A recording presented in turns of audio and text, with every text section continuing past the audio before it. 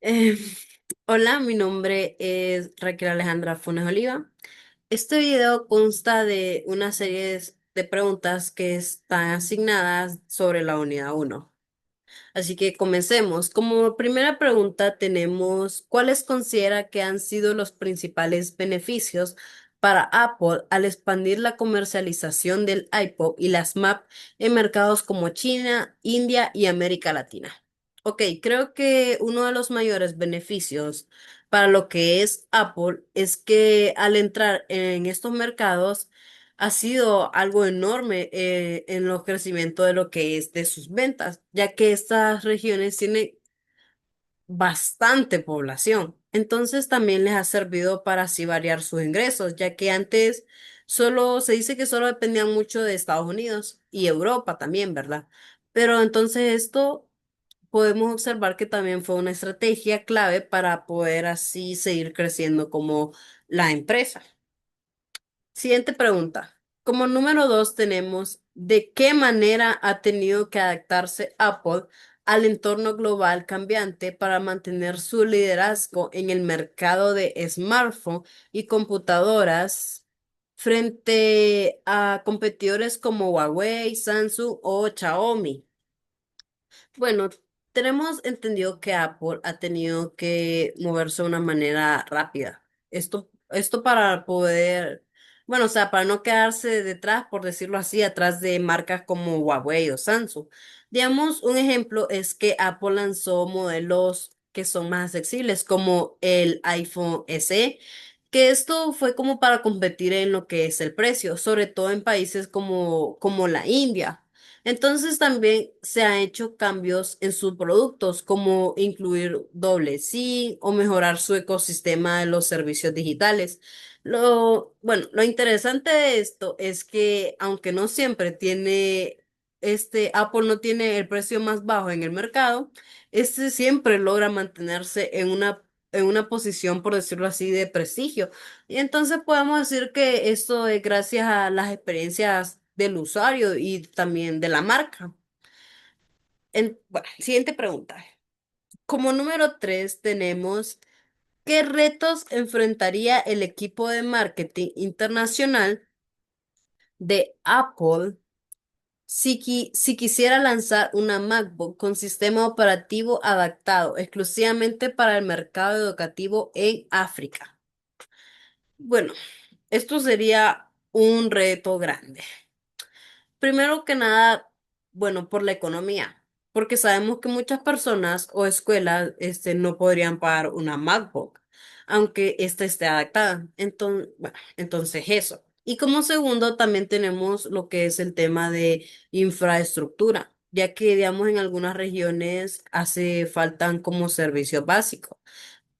Que, bueno, los servicios básicos podemos decir como que la electricidad o también el internet constante. Entonces, también haría que adaptar, sí, habría que adaptar el software a lo que es los idiomas locales y a las realidades del sistema educativo. Bueno, entonces, eso no sería imposible, pero requeriría, digamos, no sé, alianzas con gobiernos y también una estrategia muy enfocada en lo que es en un largo plazo. Siguiente pregunta. Como número cuatro tenemos, ¿cómo podría el criterio de autorreferencia afectar las decisiones de diseño o publicidad del iPhone si Apple no toma en cuenta los valores culturales de sus consumidores en países musulmanes? Bueno, si Apple no llegase a tomar en cuenta, o sea, las costumbres y creencias digamos, de los países musulmanes, eh, lo que estaría haciendo es cometiendo un grave error, o sea, porque, bueno, sería un errorísimo en lo que es en sus campañas. Digamos, un ejemplo es, digamos, mostrar imágenes que no son apropiadas para esa cultura o también lanzar funciones que no respeten ciertas normas religiosas. El problema de este criterio de autorreferencia es que es, bueno, pensar en que Estados Unidos, digamos, bueno, digamos que este país, que así funciona en todos los lados, y no es así, obviamente que no es así, ¿verdad? Entonces, para tener éxito, Apple debe de escuchar y poder adaptarse a cada una de las culturas de los diferentes países. Siguiente pregunta. Como número 5 tenemos, ¿qué acciones ha implementado Apple en sus operaciones globales que demuestran una creciente conciencia sobre temas sociales, éticos y medioambientales? Bueno, Apple ha tomado varias iniciativas para mostrarse como una empresa responsable. Ha trabajado en mejorar las condiciones laborales en sus fábricas, aunque todavía puedan que existan muchas críticas.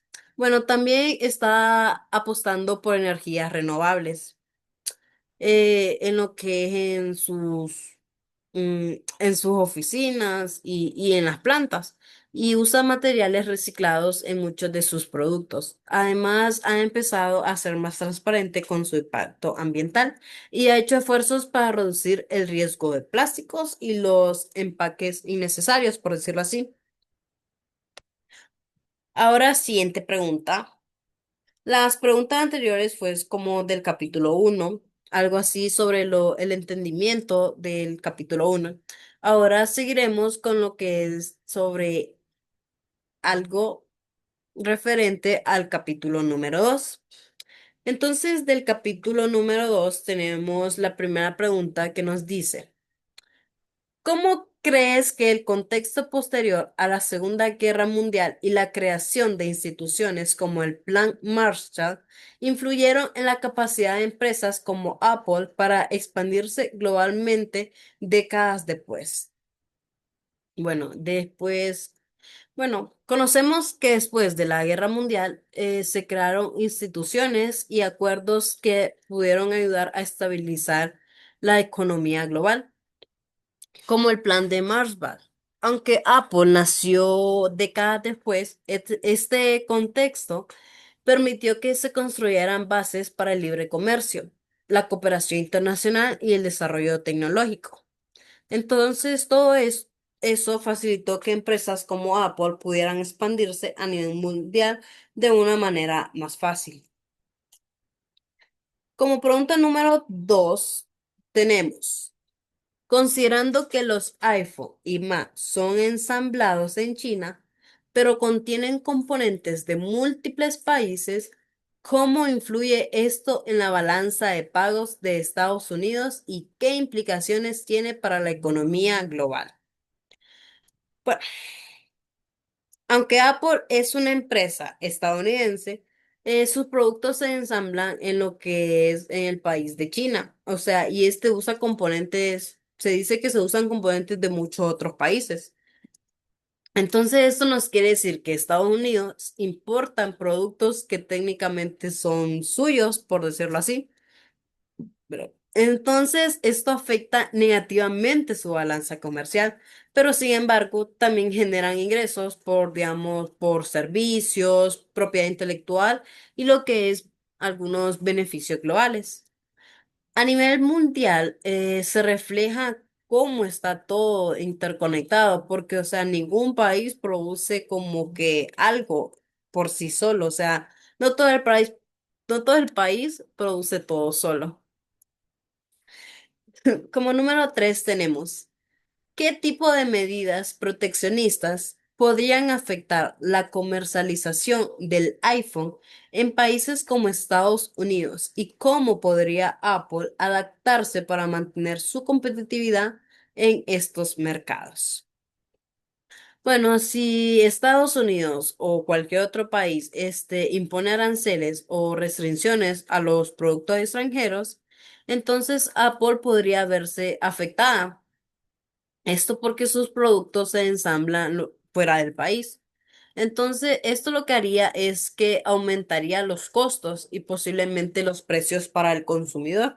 Entonces, para poder adaptarse, Apple lo que podría hacer es como mover parte de su producción a otros países o incluso a Estados Unidos. Aunque esto quiere decir que como que sería más caro, pero también podrían hacer acuerdos así, negociar para poder evitar ciertos impuestos. Como número 4 tenemos, ok, número 4. ¿Qué ejemplos de barreras comerciales, ya sean arancelarias o no arancelarias, podrían enfrentar los productos de Apple al ingresar a mercados internacionales? ¿Y cómo podría la empresa superar estas barreras? Bueno, Apple podría enfrentar unos aranceles altos. Bueno, sabemos que cada país tiene normas técnicas diferentes o restricciones sobre el contenido de sus aplicaciones, pero para superarlas tendría que adaptar sus productos a regulaciones locales, negociar con los gobiernos o incluso también modificar parte de su software. También puede asociarse como empresas locales para facilitar la entrada a esos mercados. Pregunta número 5. ¿De qué manera las disposiciones del AGAP, que son siglas, y la intervención de la OMC podrían beneficiar o limitar la estrategia global de Apple al enfrentar disputas comerciales como las que ha tenido con China o la Unión Europea? Bueno, el acuerdo general sobre, bueno, el AGAP, siglas, que se dice que es el Acuerdo General sobre el Arco del Comercio de Servicios y la Organización Mundial del Comercio. Bueno, estas pueden ayudar a que Apple pueda obtener, por decirlo así, que tenga un campo de juego más justo. Esto especialmente para poder, bueno, especialmente cuando se suponen que hay conflictos, o sea, como los que se ha tenido con China o la Unión Europea. Digamos, un ejemplo es que, digamos, si un país impone barreras injustas, entonces Apple puede apoyarse en estas instituciones para defender sus derechos.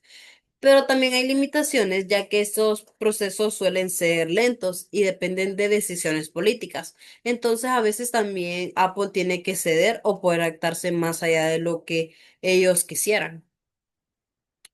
Así que terminamos con la frecuencia, bueno, de estas 5 preguntas sobre el capítulo 2. Ahora seguiremos con las siguientes preguntas que son basadas del capítulo número 4. Como número 1 tenemos cómo debería Apple adaptar sus estrategias de promoción del iPhone para responder a las diferencias culturales en el uso de tecnología móvil entre Estados Unidos y Japón. Entonces, Apple lo que debería es ajustar su publicidad, o sea, depende la cultura que esté. Digamos que, bueno, en Estados Unidos la promoción del iPhone se enfoca en lo que es en la innovación y el estilo de vida individual. Pero en cambio en Japón la tecnología se valora mucho, pero también hay un fuerte sentido de comunidad y respeto por la estética. Entonces la campaña en Japón debería centrarse más en la precisión, diseño y la funcionalidad en grupo, no solo por decirlo en el yo. Siguiente pregunta, número 2. ¿Cómo influyen factores históricos y geográficos en la aceptación de productos Apple, como el MacBook, en países como Francia y Corea del Sur? Digamos, en Francia hay un fuerte orgullo por la cultura local y por lo que es por las marcas propias. Entonces, por lo que Apple tuvo que posicionarse como una marca sofisticada y de un alto nivel. Y en lo que es en Corea del Sur, donde Samsung es un competidor nacional muy fuerte, Apple tuvo que esforzarse mucho más para ganarse al público, que esto suele apoyar la industria local. Y la estrategia tiene que ser muy cuidadosa para así no parecer como invasiva. Siguiente pregunta. Como número 3 tenemos: ¿cómo deberían ajustarse las campañas de publicidad del iPhone en función de los valores culturales y procesos del pensamiento, predominantes en mercados como India y Alemania.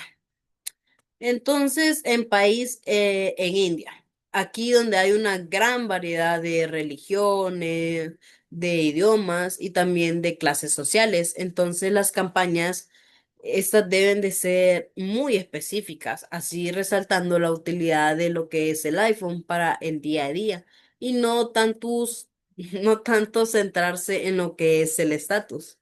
Y en Alemania, que es más racional y valora la calidad técnica, entonces la publicidad esta se debe como enfocar en aspectos como lo que es la seguridad, la privacidad y también la durabilidad del producto, que sea de buena calidad. Siguiente pregunta. Como número 4 tenemos, ¿de qué manera Apple ha incorporado préstamos culturales en el diseño o funcionalidad del iPhone para mejorar su aceptación en mercados como China? Entonces, Apple ha incluido funciones como el reconocimiento de escritura china, teclados específicos o integración con aplicaciones populares como China. Bueno, en el país de China, ¿verdad?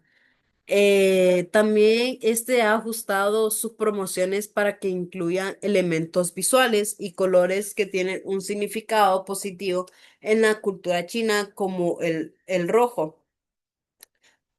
Dijo.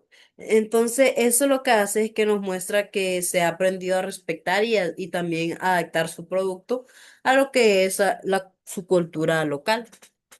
Y como última pregunta, tenemos, ¿cómo ha actuado Apple como agente de cambio cultural planificado con el lanzamiento del iPhone en mercados donde no era común el uso de smartphones?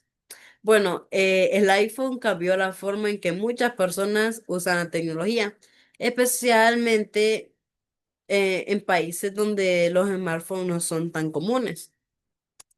Entonces, este introdujo nuevas formas de comunicación, de consumo de medios y también considerablemente de trabajos. Entonces, en muchos sentidos, sabemos que Apple no solo vendió un producto, sino que hizo que se cambiaran hábitos y expectativas, como el uso de las pantallas táctiles, sobre también lo de las aplicaciones móviles y el uso constante de Internet en lo que es en la vida cotidiana.